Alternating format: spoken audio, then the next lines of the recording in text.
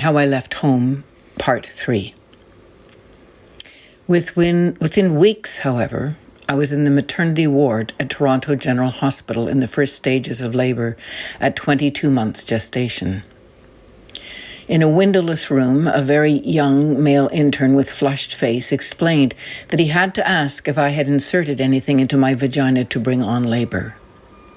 I should probably say that I looked about 16 years old at this time in my life, with my pug nose, my bangs, and still some pre-adolescent fat in my cheeks.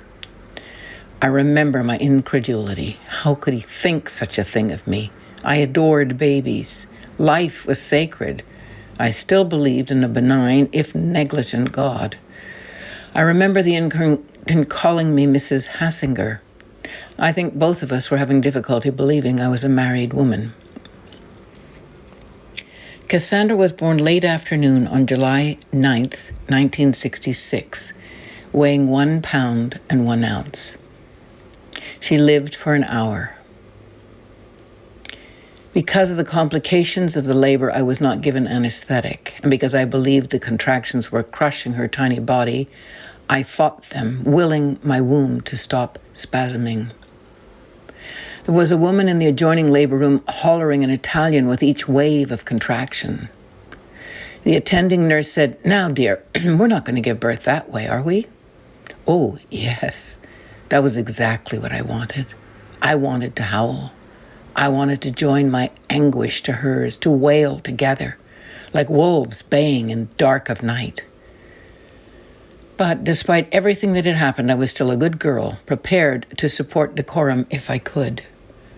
I remember one of the nurses asking in a sympathetic tone about another's lingering cough, while I lay writhing on the delivery table with no one to comfort me. I never saw my baby girl, whom Jim and I chose to name Cassandra to honor her voice that would never be heard. I had phoned my sister-in-law that morning for advice when my waters broke as I got out of bed. I left a message asking her to call me as soon as possible. Then I bathed to wash off the sticky fluid on my thighs. A badly timed decision, my now unprotected vagina opened to infection, which was taking hold by the time I arrived on the obstetrics ward. I was given penicillin intravenously post-delivery and had a catastrophic reaction, the veins in my arms spasming like snakes on fire. The doctor apologized and explained that because of the severity of the infection, I would need 2 more intravenous doses before I could take it orally.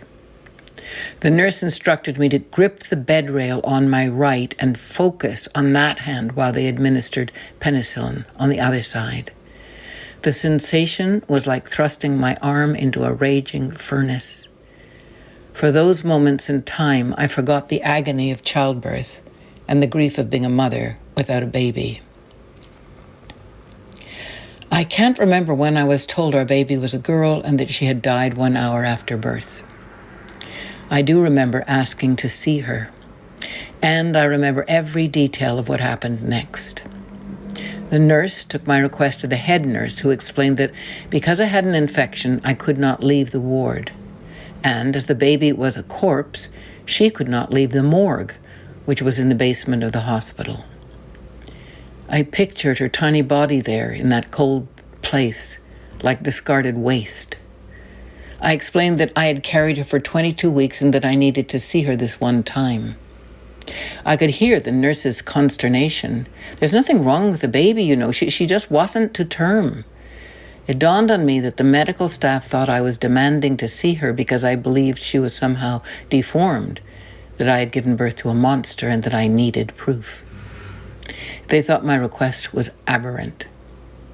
The nurse went on, "You see, if your uncle was in this hospital in another ward and he died while you were here in this ward with an infection, it would be the same thing. We couldn't bring you to the morgue and we couldn't bring his body here."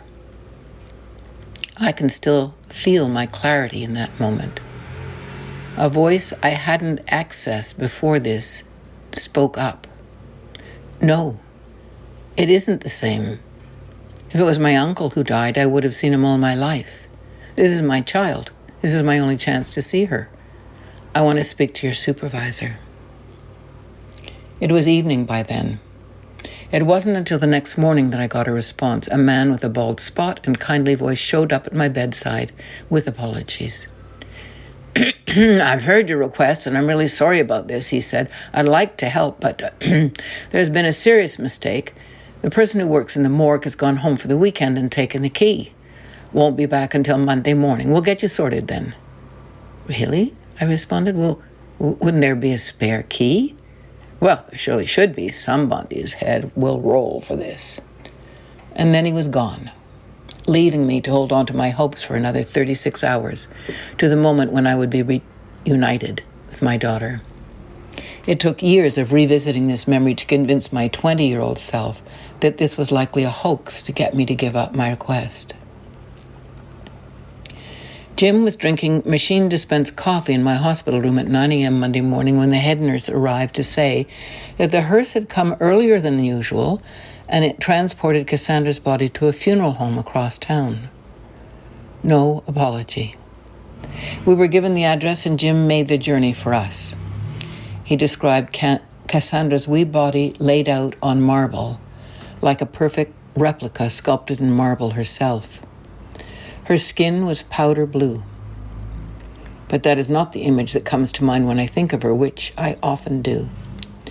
I've conjured up countless versions of her in my imagination, from infant to toddler, child to teen to adult. Now she would be almost 60, a grandmother herself perhaps, vibrant with life, loved. My daughter. Cassandra's death certificate arrived by mail 2 weeks before her birth announcement. I keep them together in my files with proof of birth on top of notice of death. When I was in my 50s, I wrote to the Toronto General Hospital telling them what it was like to be a grieving mother up against their inhumane policies. I told them I was confident that times and hospital guidelines had changed, but I still wanted them to know. I didn't imagine I would hear back. I didn't. Jim and I were 22 and 20 in 1966. We were only partway through the Vietnam War, which was to bring about a tidal wave of responses to dealing with loss and trauma. No one knew much about the grieving process before then. How Cassandra's life and death shaped our lives, we can't know. There was no reason to be married now. It was the battle scars rather than the wedding certificate that tied us to each other. We were headed to California, where Jim's Woodrow Wilson Scholarship provided funding for a master's in drama at the University of California, Berkeley. Jim didn't have a driver's license. We found an arrangement to deliver a brand new blue Ford Bronco Jeep from Toronto to Vancouver. I drove 6.5 days with few stops in between in order to save our money for the bus we would need to get from Vancouver to San Francisco. I remember crashing on the floor of a friend's brother's home in North Vancouver for 18 hours, thinking I would be happy not to wake up from this sleep. On my 21st birthday, Jim and I celebrated with lobster and bubbly wine. Being my mother's daughter, I was pregnant again as soon as a womb is ready to restart its job after giving birth. It was the year of the flower child in San Francisco, the summer of love. Our son Sebastian had 10 times more life in him than Cassandra, arriving at 10 pounds and 10 ounces to her 1 pound, 1 ounce. She had been named for the Trojan priestess who was fated by Apollo to utter prophecies and never be believed. His name was to honor the gifts of Johann Sebastian Bach and John Sebastian of the Lovin' Spoonfuls, who wrote the band's biggest hit, Do You Believe in Magic? It was 1967, and just about everyone we knew did. This second labor taught me the relativity of suffering. Since I knew this was a good thing, Sebastian had hung in 2 weeks past his due date. Each wave of pain brought me closer to my goal of producing a live baby. So it was a bring-it-on experience this time round. The anesthesiologist enthusiastically declared I had a Mack truck pelvis. Sebastian plowed his way into life. Times were changing. Jim was in the delivery room. However, there were still hospital restrictions. Fathers could visit the nursery. Mothers couldn't. Jim recounted the other father's admiration for Sebastian's size, comments like, "That one could be captain of a football team." A day and a half after his birth, I cradled him in my arms and we walked into a brisk May morning. He felt substantial, wrapped in his grandmother Hassinger's soft crocheted blanket, but he shuddered in the light breeze. I had a harrowing recognition of the responsibility we had undertaken, bringing such a tiny creature into this big world. My parents had never said I was disowned from the family, but I did feel banished. When Sebastian was 3 months old, they offered an airline ticket to Montreal. At 21, I had never been on an airplane. As teenagers, a favorite Saturday outing had been to hop the bus to the Dorval airport to watch live theater of family greeting loved ones in the arrivals area. So this, it seemed, was how we were to resolve the family wound.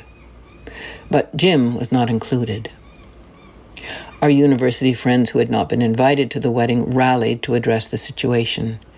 Jim joined us a week later for a party in Dorval, with each guest paying a portion of the flight to bring him across the country. I had purchased baby clothes from a second-hand store in my last month of pregnancy. Dismayed by the range of pastels, I had tried my hand at dyeing. For Sebastian's travel outfit, I chose a onesie, a sweater, and a bonnet, all a bright cherry red. By now, he was producing copious cloth diapers for the laundry every day, but hadn't yet worn rubber pants. I knew this would be a necessity for the trip and purchased a flashy pair with a tiger stripe pattern. He was all set to meet his Canadian family. However, in a heightened state of anxiety about flying and the reunion with my parents, I forgot the rubber pants. 2 flights and 5 diapers later, there was a puddle in my lap when we landed in Montreal. I have a vivid memory of holding out my baby boy as an offering into the arms of his grandparents, while cherry pink drops of urine splashed to the airport floor.